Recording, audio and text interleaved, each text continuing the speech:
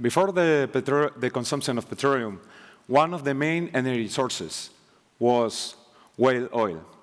And when it started to be important in the 16th century, the Basque fishermen were considered to be the best at that business.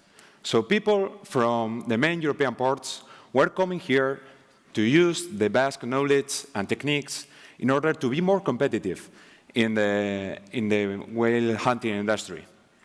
The sad part of this is that whale hunting was very imperfect and had a lot of problems. It made Europe depend on external resources, limited resources. It was brutal and cruel with the ecosystem and the environment, and in general, it was unsustainable. Actually, just like our current transport model based on fossil fuels and the private vehicle. So a small region like the Basque Country was able to give the world the right capacities in a moment that the whale hunting was necessary. But today, what we need, what the world needs, is a fast and complete decarbonization, for which sustainable mobility is crucial. And I mentioned before this. So the question here is, can the Basque Country, once again, give the world the right capacities for addressing this challenge? We can try to analyze this through a sustainable mobility framework based on four main interrelated areas that are the digitalization, intermodality, urban integration, and the reduction of environmental impact. So for example, regarding digitalization, here in Basque Country, we have companies that are designing and building connected and autonomous vehicles. And we are also developing more than 50 kilometers of smart highways to test this kind of vehicles. We have also startups that are applying artificial intelligence to road inspection and safety. And we have cities like San Sebastian that have already experimented with this kind of technologies. We had also the case of Vitoria that Ken mentioned. So, this also enables intermodality that has to combine clean energy buses, trams, trains, metros, etc. All of them that are manufactured here and exported to some of the main cities in the world. If this was not enough, we are learning also how to fly here with our own concept of our taxi.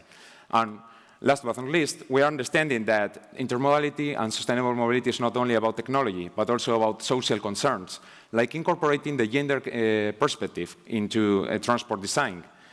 This also implies that we don't have to see intermodality only as a mere combination of transport modes, but to have a broad view that goes beyond the city and integrates different urban cores, like at the metropolitan level for bike sharing, and also to try to not leave behind the rural areas and the disconnected towns. And here, the Basque concept of comarca can be very useful.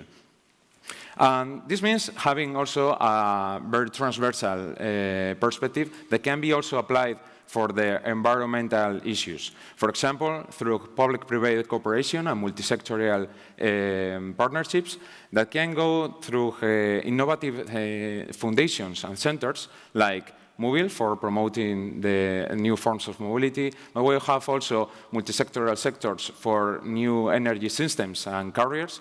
And here it's important to mention that the Basque Country is one of the most dynamic hubs and ecosystems for innovation in smart grids in Europe, which enables us to combine clean energy sources and mobility. And this also implies the automotive industry, because sustainable mobility has to include also the whole value chain that includes manufacturing, includes logistics and the decarbonization of the industry. Something that is very linked to the Basque economy and character, that is the cluster collaboration, is a powerful tool in enable this. So clearly, we have the right capacities in here to contribute to the world for promoting sustainable mobility. But maybe we have to think that the Basque whalers were only doing what their best in order to survive. So if we have inherited here that spirit of superation and to go beyond the limits, Maybe the correct question that we should be making us is if we are taking those resources from the past, if we are really doing everything that is in our hands to address the great threats for humanity in the future, that is global warming and all the interrelated challenges that Karen also mentioned. So we will see, and time will tell. Thank you so much.